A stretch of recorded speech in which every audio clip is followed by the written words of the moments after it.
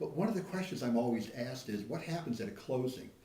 And a closing is normally done at either an attorney's office or a title company, and we closed here at Community Title in Shiloh today.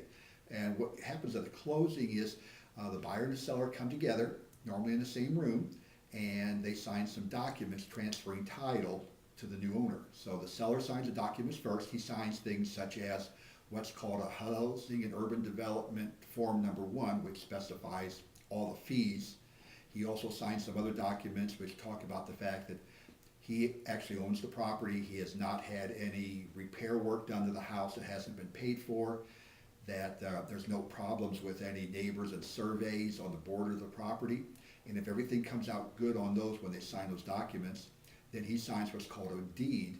And the deed is nothing but a piece of paper which gets recorded at the courthouse. And the deed is what actually transfers the title.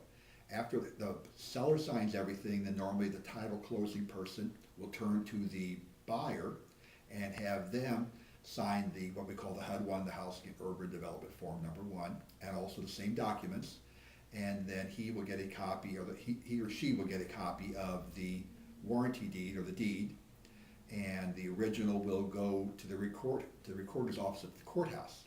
And that's basically what happens at a closing at a title company.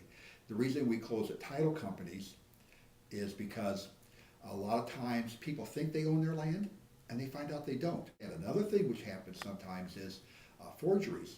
It's not unusual for the person who doesn't own the property to claim they own it, to play the part of the seller, to come in and sign documents, and the buyer gives the money to the seller, and the seller walks out with the money, and the buyer thinks they own it, and then 5, 10, 15 years later they go to sell it, and they find out they didn't own it. They never did own it. They just lost all that money. Matter of fact, that happened to Abraham Lincoln. That's why Abraham Lincoln's parents moved from Kentucky to Illinois, because they were swindled by somebody who fraudulently sold them a piece of property. So that's why we like to close at title companies.